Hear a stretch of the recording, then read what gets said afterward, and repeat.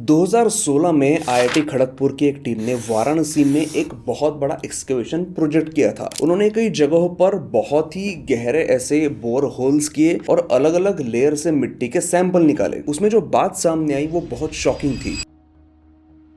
मतलब वहाँ ancient civilisation के कुछ सबूत मिलेंगे, ये बात तो तय थी, क्योंकि वाराणसी को हमारे पुराणों में ही सबसे पुराना शहर कहा गया है। लेकिन वहाँ की मिट्टी के जो अलग अलग लेयर्स निकाले गए थे वो हर लेयर एक अलग कहानी थी। हर लेयर में अलग अलग तरह के बर्तन थे, अलग औजार थे जो अलग अलग सिविलाइजेशन के थे। ये साफ बताता है कि वाराणसी शहर एक साथ नहीं बसा था, बल्कि कई अलग अलग फेजेस में लोग इसे छोड़कर गए और बाद में लौट कर आए। फिर से नए सिरे से शहर निर्माण हुआ और फिर से इसे मिटाया भी गया। और ये पहली बार नहीं था जब वाराणसी में कोई एक्सकेवेशन हुआ हो। 1940 में वाराणसी के राजघाट में रेलवे स्टेशन का काम शुरू था, तो उस वक्त गलती से वहां के कॉन्ट्रैक्टर को कुछ पुरानी मिट्टी के बर्तनों के टुकड़े मिले थे। उसने इसके बारे में एएसआई को बताया। एएसआई को भी शुरुआत में यही लगा था कि यहाँ शायद किसी एंशिएंट सेटलमेंट की एक ही लेयर मिलेगी, थोड़े बहुत मिट्टी के बर्तन मिलेंगे, कुछ सिक्के मिलेंगे और काम निपट जाएगा। लेकिन जब उन्होंने खुदाई शुरू की, उन्हें पुरानी ईंटों के अवशेष मिले। उन्होंने और खुदाई की, उसके नीचे और एक नई लेयर उन्हें मिली। उन्होंने एक्सकेवेशन का एरिया बढ़ाया, तब ये बात पहली बार सामने आई थी कि आज के वाराणसी शहर के नीचे कई सारी लेयर्स में अलग अलग टाइम पीरियड का इतिहास दबा हुआ है। उसके बाद यहाँ कई सारे एक्सकेवेशन हुए। इसका सबसे बड़ा एग्जाम्पल है विश्वेश्वर मंदिर, वाराणसी का सबसे महत्वपूर्ण मंदिर जो भगवान शिव को समर्पित है। करोड़ों हिंदुओं के लिए ये सबसे पवित्र ऐसी जगह है। खुदाई में पता चला था कि आज के इस मंदिर के नीचे भी कम से कम 2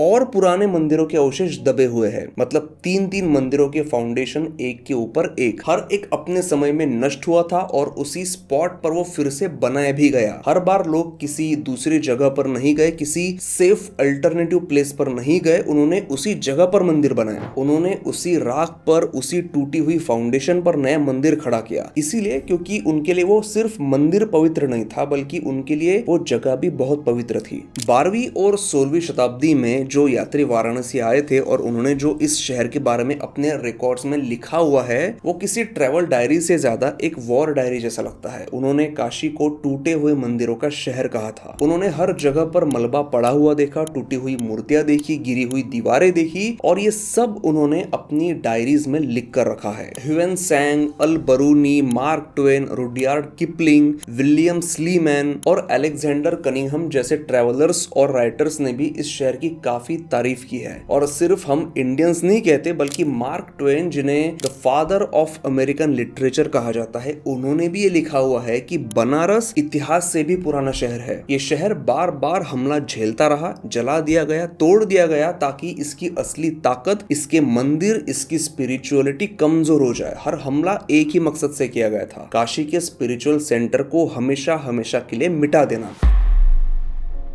लेकिन ऐसा करने में आक्रमणकारी कभी भी सक्सेसफुल नहीं हुए थे, क्योंकि जितनी बार यहाँ के मंदिरों को तोड़ा गया, अगले ही दिन यहाँ के लोग फिर से नए मंदिर के निर्माण में लग जाते थे। और ये काम कोई जल्दबाजी या घबराहट में नहीं किया गया था, बल्कि ये बिल्कुल सोचा समझा डेलिबरेट रिकंस्ट्रक्शन था। इतिहासकार और आर्कियोलॉजिस्ट्स आज भी इसी सवाल पर अटके हुए हैं कि आखिर वो कौन सी ताकत थी जो लोगों को हर बार उसी जगह पर दोबारा टूटे हुए मंदिर को खड़ा करने के लिए मजबूर करती थी। माइथोलॉजी सिर्फ कहानियां नहीं होती है, और वाराणसी एक ऐसा शहर है जहां पर मिथकों की कोई कमी नहीं है। भगवान शिव से जुड़े हुए मिथ, गंगा से जुड़े मिथ, श्राप और वरदान वाली कहानियां, और ये सब कोई रैंडम स्टोरीज नहीं है, ये हिस्ट्री है, बस एक अलग चेहरे में। जब कोई किताब सच्चा इतिहास नहीं लिख पाती तो उस इतिहास को माइथोलॉजी संभाल लेती है। और इनमें से कुछ ऐसे मिथ होते हैं जिनका काम छिपाना होता है, बताना नहीं। कुछ कहानियां इसीलिए बनाई जाती है ताकि कुछ सच्चाई दबी रहे, कुछ सवाल पूछे ना जाए। लेकिन वाराणसी का एक सीक्रेट है जो अब सीक्रेट नहीं रहा, और ये सीक्रेट है यहाँ के अंडरग्राउंड टनल्स। इस शहर में जब भी कोई बड़ा कंस्ट्रक्शन होता है, कहीं छोटा सा कमरा तो कहीं बड़ी सी टनल या फिर पैसेज मिल ही जाता है। कुछ टनल्स ऐसे मिले हैं जो किसी एस्केप रूट की तरह इस्तेमाल होते थे। जब शहर पर हमला होता था, जब दुश्मन शहर तक पहुंच जाते थे, तब ये टनल्स लोगों के छुपने के लिए, बच निकल कर भागने के लिए काम आते थे। कुछ केसेस कंट्रीज में तो ऐसा हुआ था कि कंस्ट्रक्शन के दौरान ये टनल्स मिल गए तो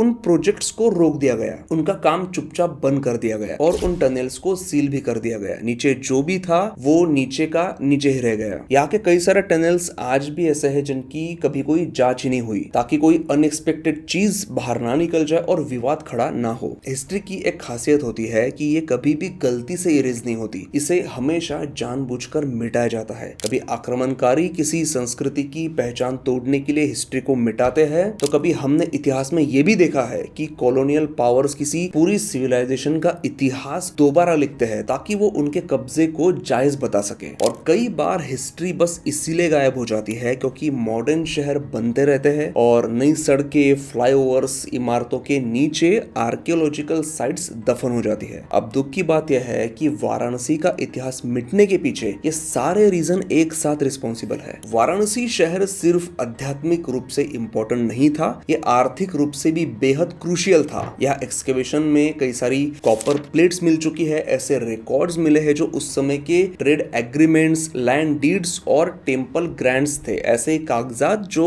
उस समय की वेल्थ, कॉमर्स और पॉलिटिकल ताकत को दिखाते हैं। ये कॉपर प्लेट्स वो कहानी बताती है जो वाराणसी की आम छवि से बिल्कुल अलग है। ये बताती है कि वाराणसी सिर्फ एक स्पिरिचुअल सिटी नहीं थी, ये एक बहुत बड़ा इकोनॉमिक हब था, एक इम्पोर्टेंट ट्रेडिंग सेंटर, एक ऐसा शहर जिसके पास जबरदस्त वेल्थ और इन्फ्लुएंस था। आसपास के राजा वाराणसी पर कब्जा करना चाहते थे, सिर्फ इसीलिए नहीं कि ये सिटी पवित्र थी, बल्कि इसीलिए भी क्योंकि ये प्रॉफिटेबल भी थी। वाराणसी में आपको कई सारे कुएं भी दिख जाएंगे, इनमें से कुछ सैकड़ों साल पुराने हैं और ऐसा ही यहाँ पर एक चंद्रकूप नाम का कुआं है जिसे मौत का भविष्य बताने वाला कुआं कहा जाता है। ऐसा कहा जाता है कि अगर इस कुएं में आपको आपकी परछाई दिख गई तो आप लंबा जियोगे, लेकिन अगर इसमें आपकी परछाई अगर आपको नहीं दिखती है तो आने वाले कुछ महीनों में आपकी मौत तय है।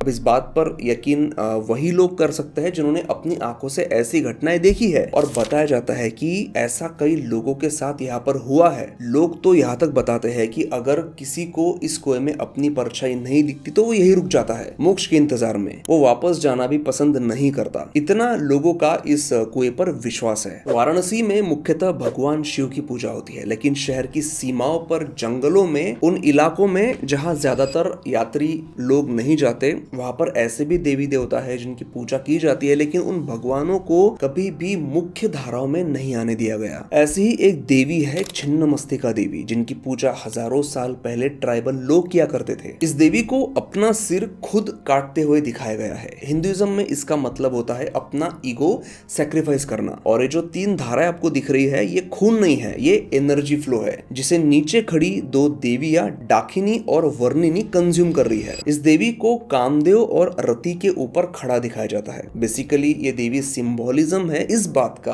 कि आपको आपका ईगो और डिजायर छोड़ना होगा, तभी आप आपके एनर्जी सिस्टम के हायर लेवल पर पहुंच सकते हो। लेकिन फिर बाद में इसी सिंबलिज्म की वजह से इस देवी का नाम मिटाने की कोशिशें की गई, क्योंकि कुछ लोग ये नहीं चाहते थे कि हिंदुइज्म में किसी ऐसी देवी का रूप हो जो एब्सोल्यूट फ्रीडम, सैक्रिफाइस का सिंबल हो, और इसीलिए इस देवी को सिर्फ सीक्रेट तांत्रिक रिचुअल्स के साथ ही जोड़ा गया। और आज इस देवी के सिर्फ कुछ गिने चुने मंदिर हमें दिखाई देते हैं। अब इस वीडियो के लास्ट सेक्शन में मैं आपको बताऊंगा वाराणसी में मौजूद एक ऐसे शिवलिंग के बारे में जो नेचर के हर रूल को तोड़ता है। इसका नाम है तिल भांडेश्वर शिवलिंग। और सबसे हैरान करने वाली बात यह है कि आज भी इसका आकार बढ़ रहा है। कई सालों से ऑफिशियली इसके साइज को मॉनिटर किया जा रहा है, इसे मापा जा रहा है, और जब भी नए से इसका मेजरमेंट लिया जाता है, हर बार ये साइज पहले से बड़ी निकलती है। 1800 के दौर में ब्रिटिशों ने इसका मेजरमेंट लिया था, बाकायदा डॉक्यूमेंट में इसके डायमेंशंस भी लिखे गए थे। लेकिन जब 1900 के बाद इंडियन रिसर्चर्स ने दोबारा इसका मेजरमेंट लिया तो पिछले मेजरमेंट के साथ ये आंकड़े मैच नहीं हुए। शिवलिंग बढ़ चुका था और तब से इसकी साइज लगातार मॉनिटर की जा रही है। साइंटिस्ट के पास इस बात का एक एक्सप्लेनेशन है। उनका कहना है कि कैल्शियम और मिनरल्स के कंटिन्यूअस डिपोजिशन की वजह से इसकी साइज धीरे धीरे बढ़ रही है। अब सुनने में तो ये बात लॉजिकल लगती है, लेकिन आज तक कोई ये एक्सप्लेन नहीं कर पाया है कि दुनिया में हजारों शिवलिंगम मौजूद है, लेकिन उनमें से सिर्फ इसी शिवलिंग का आकार इस वजह से क्यों बढ़ रहा है। अगर आपके पास इसका जवाब होगा तो कमेंट करके मुझे जरूर बताइए। वीडियो अच्छा लगा होगा तो प्लीज इसे लाइक जरूर करिए, ताकि हमें ऐसे ही वीडियोस बनाने के लिए मोटिवेशन मिलती रहे। वीडियो देखने के लिए बहुत बहुत धन्यवाद। और आप शॉर्ट वीडियोस देखने के लिए मुझे इंस्टाग्राम पर फॉलो कर सकते हो, यहाँ पर आपको आईडी मिल जाएगी और उसकी लिंक मैंने डिस्क्रिप्शन में भी दे दी है।